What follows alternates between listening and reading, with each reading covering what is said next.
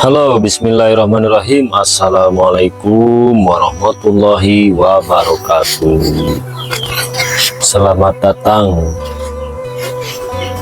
pemirsa semua yang mencintai budidaya perikanan, terutama ikan nila yang dengan sistem bioflok ya. Ini perkenalkan, kolam saya ini berdiameter 2 meter ya. Isinya kemarin saya tabur ada sekitar 400 ekor ya.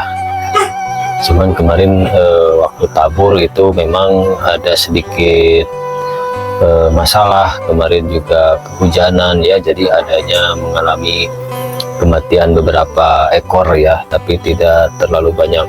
Namun hal ini alhamdulillah kelihatan cukup sehat walafiat. Mudah-mudahan kedepannya ini dapat berkembang dengan baik dan usaha yang ditanamkan yang sedang dibudidayakan oleh saya sendiri mudah-mudahan mengalami kelancaran dan perkembangan dan juga berkah. Oke teman-teman, kali ini adalah hari Senin ya.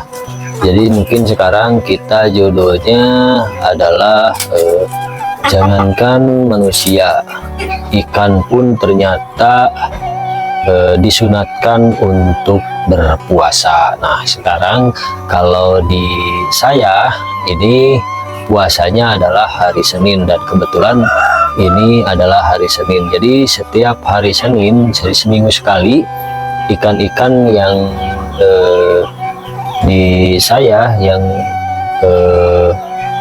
dengan sistem bioflok ini disunatkan untuk berpuasa setiap hari Senin. Nah untuk teman-teman yang lain dipersilahkan untuk berpuasa kapan harinya, yang penting tiap hari itu adalah berpuasa, bukan tiap hari, tiap minggu gitu ya. Tiap minggu itu disunatkan dalam seminggu sekali adalah ada puasa dalam satu harinya.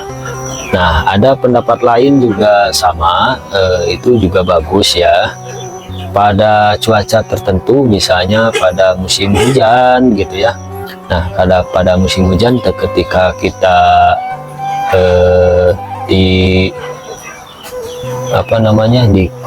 sedang dilanda ataupun diberikan cuaca hujan, sebaiknya ikan juga dipuasakan juga ya.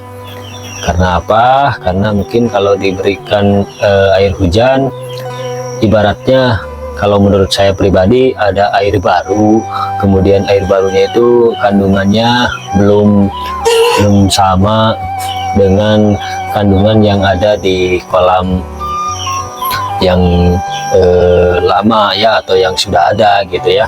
Nah biasanya kalau diberi sesuatu yang baru, ikan-ikan itu pada stres. Kalau misalnya selagi stres, ikan dikasih makan gimana ya, bukannya mau makan. Nah tapi harusnya diobati gitu. Nah sebaiknya kalau misalkan musim hujan, ada musim hujan, kalau misalkan kita punya modal ya dinaungi atau diberikan atap yang transparan ya. Tetap kalau saya prinsipnya untuk sistem bioflok ini kolamnya harus terkena sinar matahari. Oke, sekarang kita praktekkan bagaimana. Nah kalau misalnya berpuasa ini kita biasanya pertama yang saya lakukan adalah menguras kolam ya. Nah ini kita kuras dulu sebentar ya, menguras kolam sedikit saja. Supaya apa? Tujuannya adalah membuang kotoran yang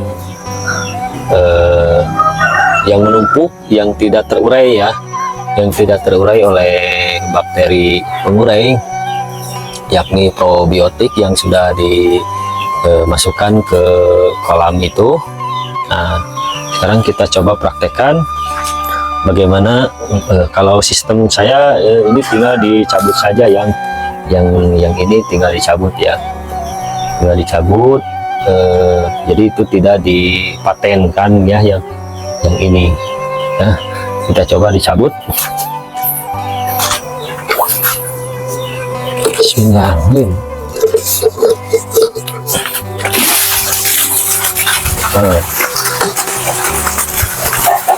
itu sampai sedikit saja, sampai tadi keluar yang hitamnya. Tapi karena kolam ini masih baru ini, jadi masih bening ya, jadi hanya sedikit saja. Nah, itu sudah saya masukkan kembali pipanya ya. Nah, sebaiknya kalau teman-teman nggak mau ribet lagi, ada cara baru atau cara lain ya. Ini misalnya dipotong segini ataupun ini ya, setinggi di bawah air yang sudah ada, potong. Nah, kasih yang ini ditutupnya sama sambungan ya, sama sambungan gitu. Jadi tiap ini dibukanya dari sini cepot gitu ya, langsung nanti kita praktekkan. Kemudian selain setelah itu saya adanya pemberian air bibisan ya. Sekarang kita kasih air bibisan. Nah, ini adalah air bibisan yang sudah ada, terdiri dari probiotik, molase, dan pucuk pepaya ya. Ini yang sudah saya fermentasi 1 minggu yang lalu nih ya.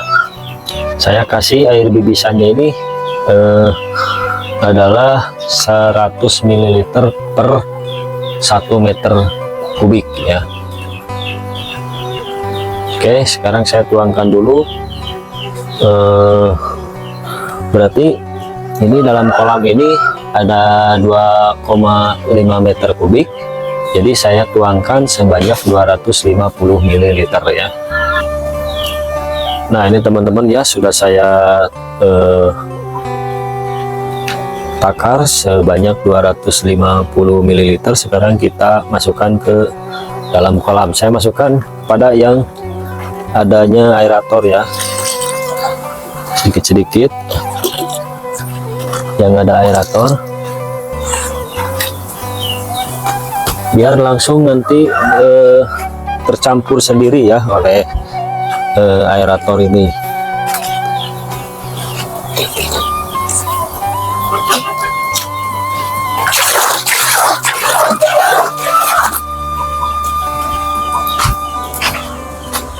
Nah, begitu ya pemirsa. Jadi ini kalau hari puasa kita tidak ngasih makan apa-apa, hanya kita pemberian tadi air bibisan saja ya. Ataupun kalau misalkan tidak ada air bibisan, kita bisa memberikan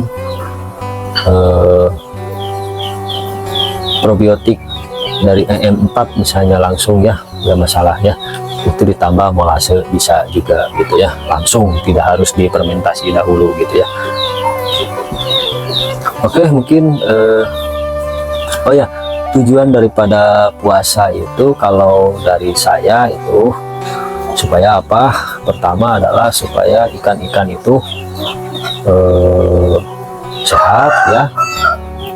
Kemudian yang kedua, ikan-ikan itu makan makanan alami yang ada di kolam tersebut ya, yang sudah diciptakan oleh probiotik yang terurai dari kotoran sendiri ataupun sisa-sisa makanan yang sudah terurai dan menjadi makanan lagi gitu ya.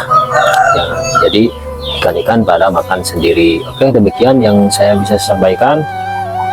Semoga bermanfaat.